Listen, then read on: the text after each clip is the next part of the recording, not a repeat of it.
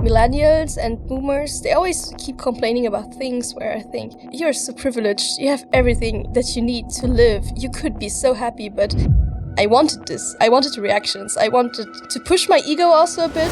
At some point, I just realized that I hate having a boss. Oh yeah, you got 10,000 followers, that's nice for you. No, it's not nice for me. It just destroys the algorithm, it destroys my integrity, and it's just fucking... Without further ado, welcome, dear future creator. When you started the podcast, when you started having this idea, were you sure that you wanted to do it? Like you knew that you liked it? Or were you just like playing around with the idea first? And that's why you didn't want to invest straight away, like big budget. At the beginning, I was playing with the idea because I wasn't even sure if I am the type of person who can do this, especially if it comes to speak correctly, because I'm not 100% Luxembourgish. So if I speak Luxembourgish, you can tell that my parents are not Luxembourgish.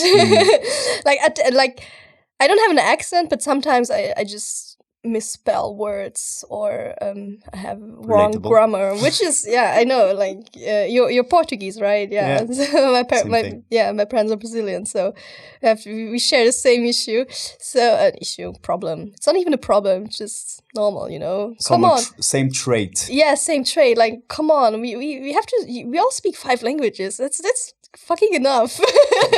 cut off some slack on the language and mistakes part. Yeah. Don't judge us on that. But then I started and I got so many good positive feedback, and everyone wanted to listen to it. Everyone was texting me stuff like, it's so cool that you're doing something in Luxembourg, oh my god. And also people were also telling me stuff like, you're the first girl doing this, which isn't even true. But the fact that a woman does something in Luxembourg, people already, wow, she does something, you know. And I find this very it just motivated me to more. And the feedback, feedback was huge. Like, you know, you don't do something like this and you don't expect to people not to write you. Like, I wanted this. I wanted reactions. I wanted to push my ego also a bit, you know, just to tell people that I want to change something. I thought it's a very ego thing, I would say. But I think that's for all creators outside, in the world, and not only creators, but everyone who likes to be on the front page. Is that you? You can say yes. There is no wrong answer. I guess yes, but only if there's a good reason behind it, you know. Imagine I have a scandal and then I will be in the front page because of the scandal. That would not be my goal. But if it comes to something, she's changing something, then I want to be on the front page. Yeah, it's like one of the traits of your podcast is really like, and you say it in the description, right? You want to interview people they are thinking outside of the bubble, you say, in Luxembourgish, right? And I was wondering how much of them is in you, of you being that person thinking outside of the bubble. That's a very good question, because as a journalist or as someone who's talking about other people, you have to stay neutral about it, but I'm obviously not. Okay. Like how I choose people, like I couldn't interview someone who I might find not interesting at all. And there has been people who texted me and they wanted to be in my podcast, and I just had to tell them that like I didn't lie. I just say that it would not be relatable for the community that I'm trying to build up. And that's the thing that I see myself, where, you know, when I see a person, I'm just like, yes, that's such a cool person. She's creative. He can do this and whatever. And then I'm just like, yes, that's something I want to tell people. And I think for myself that it would help people to get outside of their bubbles. But that's a very subjective thing to say, you know, because, you know, you can just pick someone up and maybe this person will help another person to get out of their bubble. and not from my bubble, So what does that mean? Getting outside of their bubble. For instance, I always take Luxembourg in general as an example. Luxembourg is such a small country, very rich country. We all know that. And each time when I have work in Luxembourg, especially millennials and boomers, they always keep complaining about things where I think, you're so privileged. You have everything that you need to live. You could be so happy, but you chose this path. You chose this which isn't making you happy because people didn't give you, I think that people didn't give you, or the community or the Gesellschaft, the society didn't give you options. So they stayed in their Luxembourgish bubble, making people telling you have to get a degree, and then you have to get a job, you have to be a doctor or whatever. I'm not saying that we don't need doctors. We fucking need doctors. But or another example, working in a bank, or it's I want to make money, I want to get rich, I want to have 6 cars. That's a very Luxembourgish bubbly thing. So and sometimes you need to get out of this, show that there are other options, show that there are people who were in the same bubble but got out, and then they experienced very new things in their lives. So that's the thing with the Luxembourgish bubble.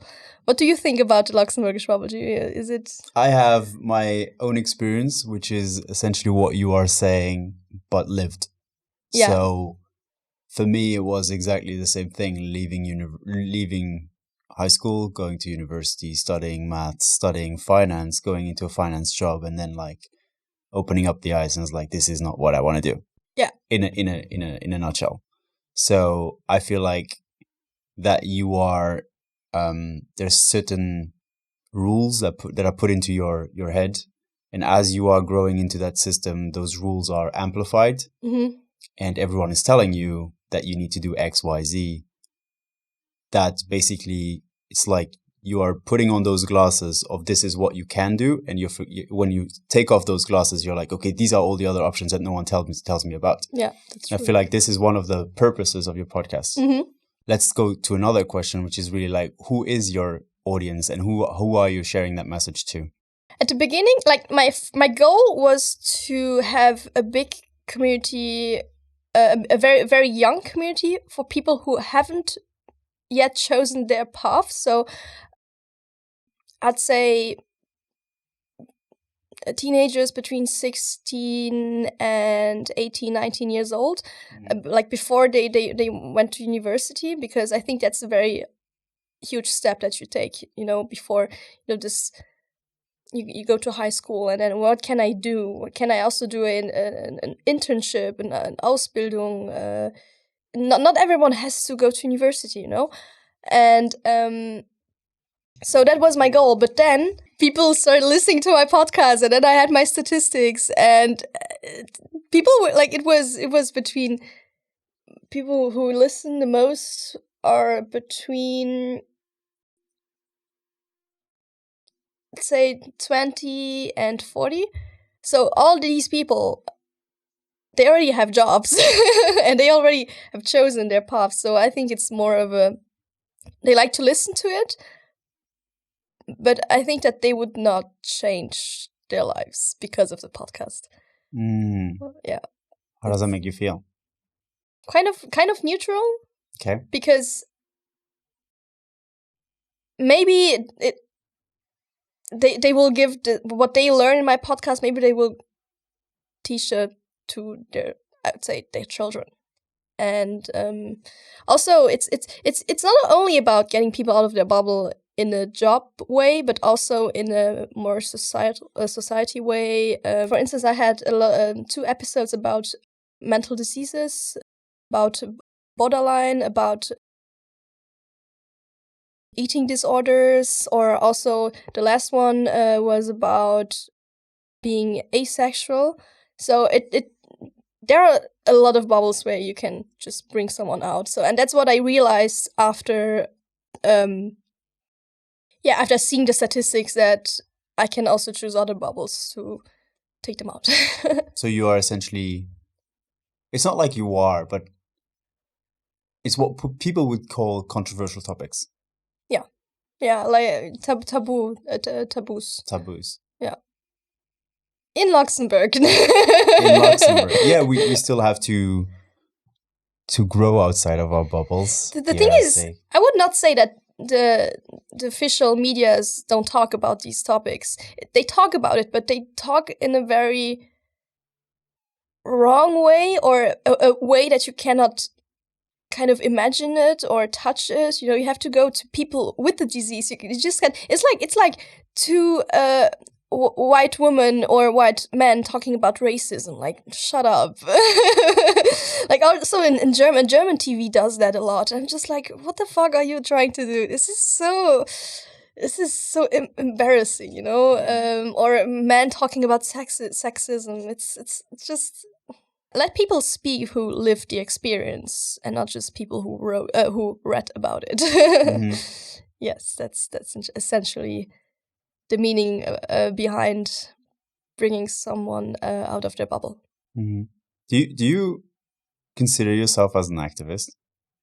That's also a very good question, because I asked this myself a lot of times. Mm-hmm. Because on my private Instagram account, I write a lot about social issues, and but in a very funny way, because I don't have the writing intellectual, you know, to do very nice articles. But I have like I know how to reach young people, and I know how to explain things to them so that they, like, in a funny way, or in a way that they want to read it and want to learn it.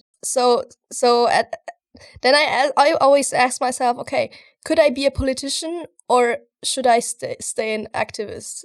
Because I'm very interested in politics, but it's so complex, and I don't want to be part of any specific party in Luxembourg, because I always think like, no, I swear, I tried.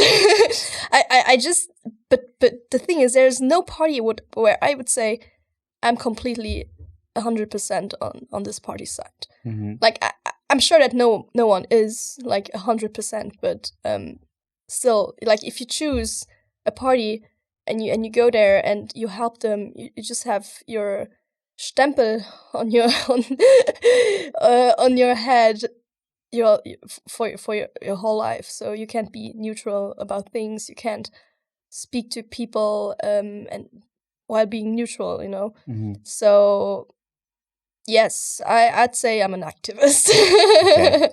Yeah, just still something I wanted to say about getting out of your bubble. It's also a very privileged thing to say this, because if your family is poor, if you don't have the means to, you know, go make your dreams happen and make your dreams come true, it's just very hard to just say, okay, I will go outside of my bubble. I will just step outside of my bubble and have being artist. That's something very important that I want to say to people, like, because I always say, yeah, you can just do it. So, like, no, actually, not everyone can.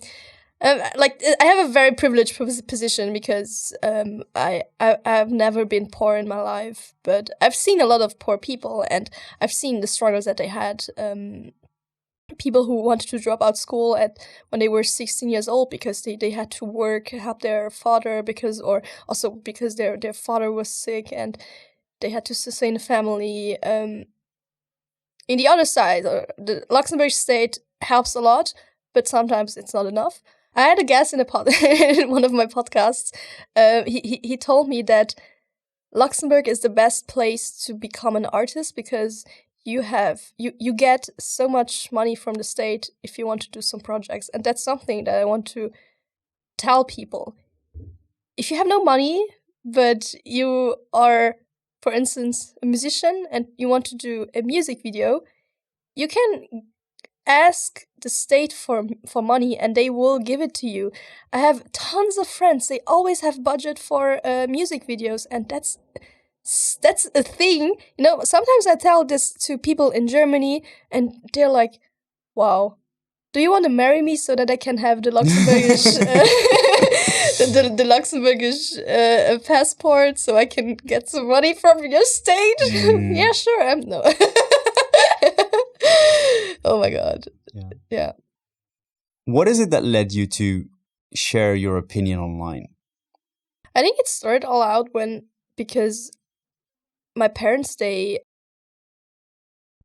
would say that they were never afraid of giving us access to the internet. So I started being on the internet when I was very young. I started with MSN. I don't know if you remember that. Shout out MSN, rest in peace. And then it went to Facebook, and then it went to Instagram. So I was always there when it's you did the whole cycle. Yes, because there are people they didn't have MSN, they didn't have Facebook, they just started straight away on Instagram. And I liked the concept that you can share pictures and people give you attention. I think it was more of this attention thing that made me like being on the internet, being on the front page, I'd say. Now that I also know how this whole system works, because as a digital native, I've grown up with it. It's just like something that I could also work in that area. It's just a knowledge and also an ego thing, and also the whole attention thing. Like I think it's just sticks. Mm-hmm. Yeah. Do you know where that attention thing comes from? I have still no idea from where it comes. Okay. Maybe it's just but you've how I accepted am. it. You've accepted it. Yes. But I've been like this since forever. I was always the one shouting in class or trying to, being rebellious. People can like people who I've known when I was a child. They always say, "Oh, you're always the one being rude to the teachers." Mm-hmm. So what are the consequences of being Cece on the internet? At a lot of time, people always think that I have a lot of haters, but I think not. You don't. Oh, maybe yes, but I don't see them. It was just, and that's something I really want to talk about. It. That's like something that happened 2 weeks ago. Before that, I never really had people, judging me. Maybe behind my back, but they never. Like I can compare it to Jana. She gets emails. She gets threats. She got so much hate. It's very hard. Sometimes she tells me about it, and I'm just like, this is insane. How mean people can be. Mm-hmm. Without reason, But for me, it was like 2 weeks ago. It had something to do with my podcast. It was on my private account where, as I already told, I always do like some activism. So there was this one profile on Instagram talking about depression, panic attacks, but also selling a placebo bullshit to people with depression and with panic attacks. So it was basically a guy taking advantage of sick people, making them believe that if they buy their stuff, they will get better, which is bullshit. That's like the biggest bullshit ever. Mm-hmm. And it's a Luxembourgish brand. Oh. Yes, like a Luxembourgish private person. So what I did was I called the page out and I told people how to find out if a page like this is legit or not. So I told them about a tool that you can use to find out if you have fake followers or not. So I just did it straight away. I didn't give a damn. Like I was like, hey, I also tagged him on everything, just that, so he should stop. And then people were very thankful for the tool, and they were also, very shocked about the fact that someone tries to sell you something when you're sick. Yes, and then he texted me, and then at some point I blocked him because he was texting me too much. And then the moment I blocked him, I got 10,000 fake followers on my private account. Damn. Well, he's using the tool, though. This is proof. No. The proof is to check if someone has fake followers. It's not to buy someone fake followers. But it's proof that he used it on you. Oh. That's what I mean. I don't know. Like, I can't say for 100% if it's him, but it's like, obviously, I couldn't go to the police and just say it was him. Of course. And that's the problem, you know? Yeah. And he got me, you know? It was the first time that someone on the internet just got me. Like, I was mad. Because it just sounds very, oh yeah, you got 10,000 followers. That's nice for you. No, it's not nice for me. It just destroys the algorithm. It destroys my integrity. And it's just fucking annoying. You know, because I had to take everything out. And at first, I wasn't so mad because it was my private account, but he also did it to my podcast account. 10,000 followers on the podcast account. And then I googled how much it costs. Google said it's 1,000 followers cost between 6 and 10 euros. So he was spending a lot of money just to annoy me. And this is something that I still... The worst thing of all was that I had to make... I had to turn the profile... Two of profiles on private. So I couldn't post anything. Because I will not post something without people...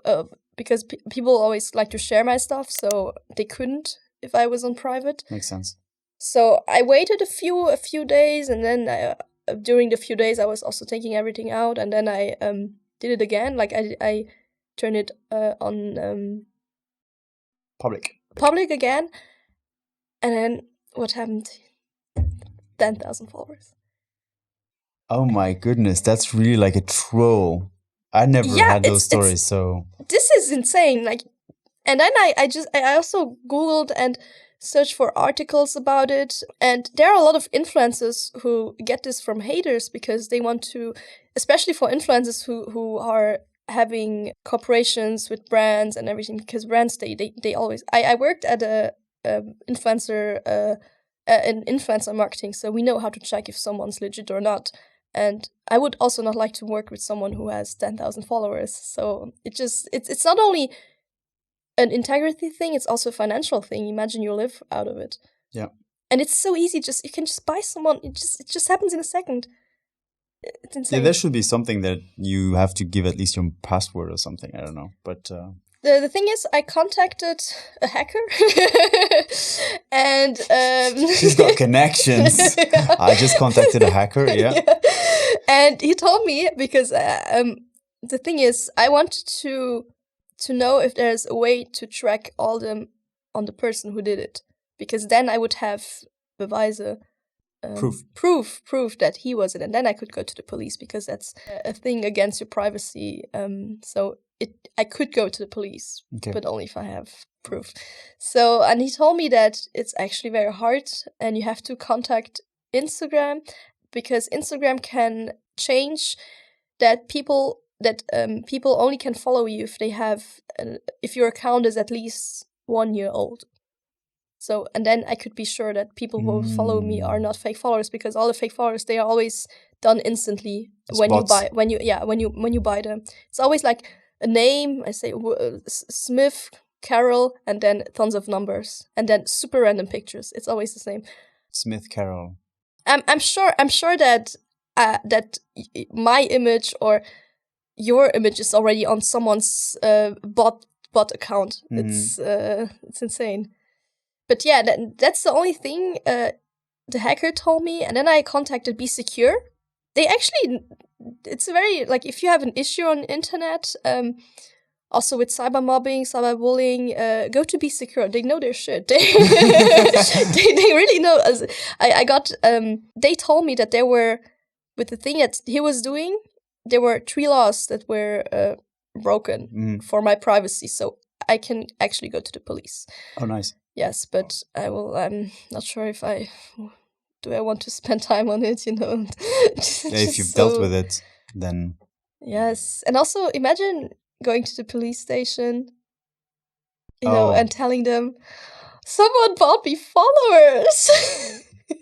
Yeah, it's one of those things, right? Because people that don't, it's like I say people, a lot of people don't understand, but if you are in the industry, you understand how it works, and you've talked about the algorithm, you know exactly why, like how it works, you know what contributes to having a community, what contributes to grow an account, and people, whereas the outside, or like the first layer of what everyone sees is like the number that is on the top of the profile, and that should be big, so you are big, which doesn't necessarily mean that. It actually means what is the depth of that number that you have, and the engagement rate. Yeah, exactly. And that's like one of those things that obviously, like, if you go to the police, they don't necessarily understand. I imagine it's a 50-year-old sitting there trying to understand what I'm talking about, you know. It's just weird. And you know, policeman laughing at me, it's like, for me it would be the worst thing ever, you know. I'm just like, oh. So I remember asking you one of the questions, like in privately, I asked you a question: what is your biggest challenge as a creator? And you told me that it would be the fact that if you lost the community that you had on that one platform that you're trying to build, you didn't necessarily know how to handle that. Do you remember that? Yes, I remember that. It's like, because now, you know, I've spent so much time finding out how to reverse that, and it's still so hard. If I would lose my community, because there's also this question with how long do you want to do this? How can you, like, if you have been here, can you still go there? Or if you have been here and then you went here, can you still go back? So it's like the thing with, do you want to move on, do something new? Also, when I started this, I was a student. I had a lot of time, but I can imagine if I would start to work for real, I don't even know if I could handle the podcast. But still, on the other side, maybe this could be also my job. I would not say no, but if I had the opportunity. But still, it's actually still a very hard question for me to answer that, to be honest, how I could handle that. How would you handle it if you would lose your community? So first and foremost, let's be completely blunt here and clear. I don't think I have a community yet. Oh, really? Yeah. I think that I've been changing content so often that I haven't. I've gathered a lot of people from different perspectives, and and not one specific person. I'm not speaking to one specific person. Well, now I am, which is creators. Yeah. But I didn't do that before. So I can't speak to lose that community. You didn't have a concept. Yeah, I had a concept, but the concept was like very broad, right? It was not like it was self-development before. It was just like understanding the reason you are who you are today. You know, it's very vast. It's very so it was not a niche, and now obviously it's a little bit it's self-development within creators, and it's still not a niche just yet because it's a lot of creators. You know, you're a podcaster. Next week I will have a fitness coach. The week after I will have another podcaster and streamer. So it's creators, but still a vast. And I think where I will see growth is when I focus on one specific creator, like niche of the creator, and merge that with self-development. This is a very important, like, this is the first thing that you learn when you study marketing. Like, you have to find your niche. There's always this the thing that people say, don't use the Gießkanne. Use the Wasserstrahl. Like, point it, don't spread it. You know, there are so many ways to find your target group. And you always have to, it has to be smaller, because if your target group is small, it's very easy for you to find out what they want, or also what you're able to do. You know, imagine you're good at something, but this one something is only interesting for a certain type of people, whatever, then just focus on it. Like, that's an advice that I give everyone who starts stuff. You know, try to make it greifbar. How do you say it in English? Handle, yeah. Because also that's the thing which you said that you said, like, with the first concept that you had, it was very broad. You know, you can't take it, you can't imagine it, you can't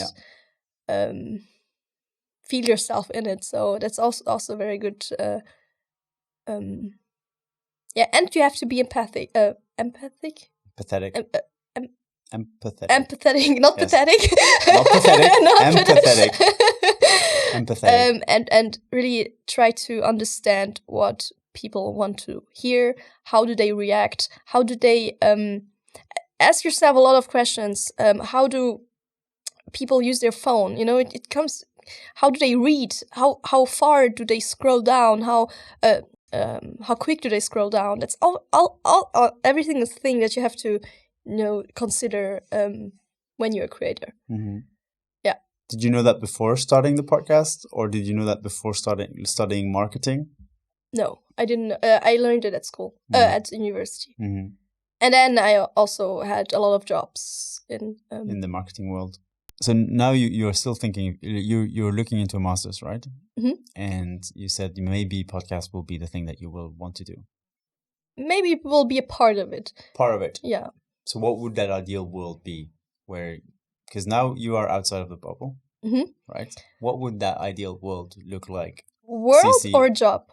Yeah. So the ideal world where you would live in, that you are doing the thing that you like to do. As a job. So after the university. Okay. So I have a realistic answer and an unrealistic answer. I like to hear the unrealistic one. Okay. I would love to do moderation for a dating show on TV. I can see you in that. This would be so funny, you know, having people sitting there and just asking questions, and you know, and then at some point, okay, is it a yes or a no? Like, I can see you do that. Do you swipe it like Tinder but on TV? It would be so funny. I thought, like, to be honest with you, so I wasn't expecting moderator, but because you do the podcasting thing, I can see it. And like, yeah, like also with your personality and everything. That would be a cool concept. Thanks. No, I don't know why I'm like that. Would now really we can ask for.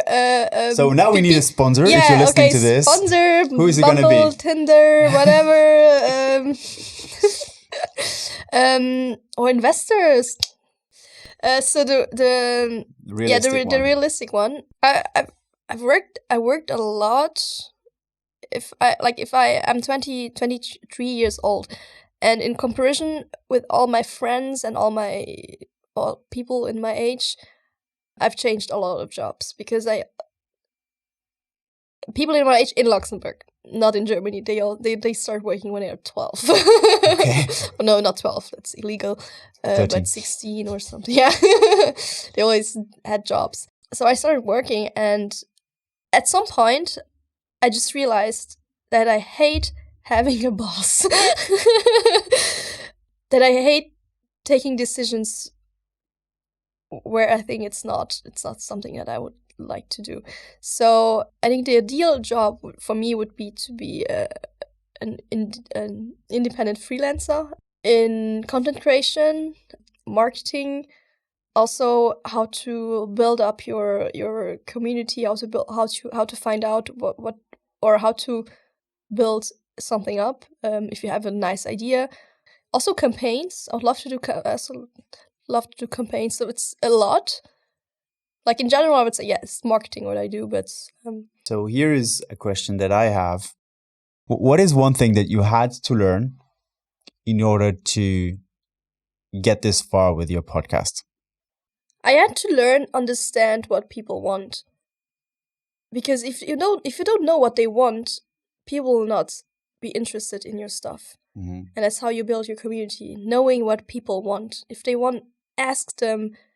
Don't try to be like the cool one, like not answering questions, because if you're small, you're not allowed to do this. You have to interact with people who text you all the time. You know, there are people, they've never seen me in their whole life, and they text me and they ask me questions. Sometimes it's kind of, I would not say annoying, but kind of like not appropriate to ask me questions about like psychological stuff, because I still have this distance between people who listen to my podcast. But anyways, that's the thing that I had to learn. That was a very hard thing. It's still hard because it's changing all the time. What do people want? What do I want? I change my mind every 3 seconds. This is so relatable on my side as well. And also you have to always have to be connected. You always have to be online, knowing what's going on and then react on it. And it's also a journalism thing that you always have to know what's going on in the world so you can talk about it, so people can hear about it or read about it. This is what you just described, my least favorite part. Yes. So not like least favorite part, but literally, as I said before, I limit my TikTok to 5 minutes a day. Yes. I limit my social media to 30 minutes on my phone. And like when you're messaging me through Instagram, literally I had to pull it up on my laptop because my phone doesn't, like, I don't have the app on my phone. It's understandable, and that's also an issue with our generation. Do you ever feel like it's taking a toll on you to be always online? What do you mean by? It's affecting you mentally. It's affecting you physically. It's affecting you in any kind of way. I would not say that it's taking a toll on me because I'm aware of it. I'm aware that I'm on Instagram and I'm on a lot of on Instagram.